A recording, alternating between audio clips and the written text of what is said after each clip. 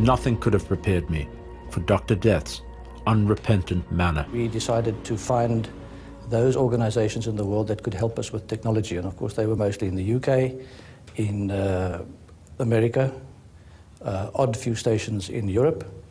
And we then visited these places, explained to them what was our problem, what our problem was, and then of course we told them what the information that we needed, and we then eventually got some of the information from them.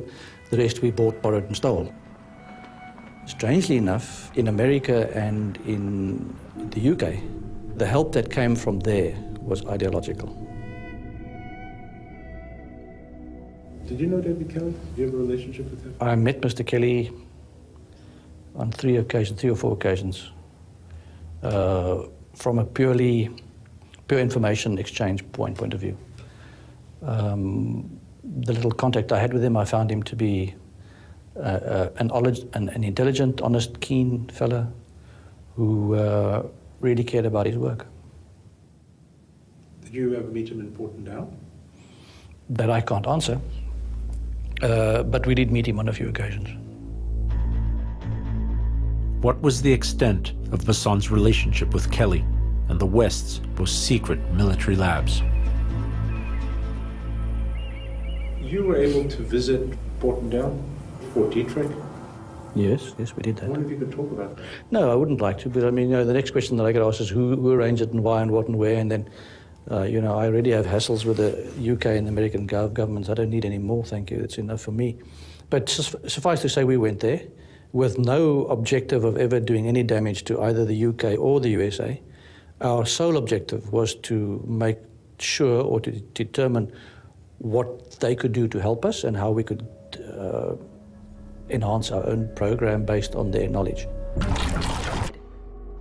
The people who knew Larry Ford in his neighborhood, they had no idea what he was up to, that he was working with the South African germ warfare program. Larry Ford was messing around with chemical biological warfare. Larry was a wonderful fellow, mad as a hatter. He used to rock up in South Africa, having flown intercontinental flights with a trousers pocket full of goodies in sealed vials that he claimed were new and wonderful organisms and could do the most wonderful things on Earth. Larry Ford had mutated cholera, typhoid, anthrax, botulism, bubonic plague, and had also come up with germs that he called Kaffir-killing germs. Kaffir, as you may know, in Afrikaans, is the equivalent of the N-word.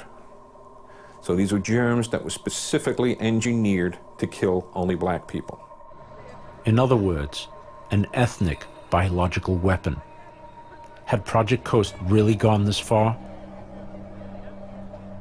From the beginning, this idea of can we find a way to control the size of the black population was considered one of the most important areas of research.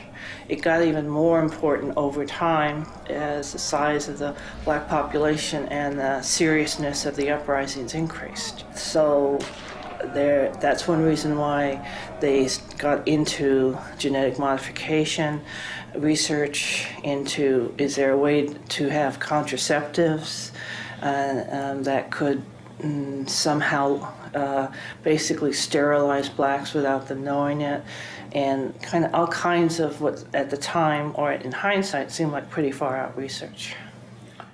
There was some talk about an ethnic weapon Project Coast working on that was, quote, black bomb. That was great, yeah. That was the most fun I've had in my life. That whole episode of the ethnic weapon was very well set out in court, in the court papers. What happened is we had the objective to synthesize a certain protein that was in sperm for contraceptive purposes. The objective was that if you could immunize a woman against sperm, then you would make her infertile. We were asked to do this by another country who had a population explosion problem as part of an exchange of technology. They were giving us other stuff. They asked, well, we haven't got the time or the place to do that. Will you guys do that?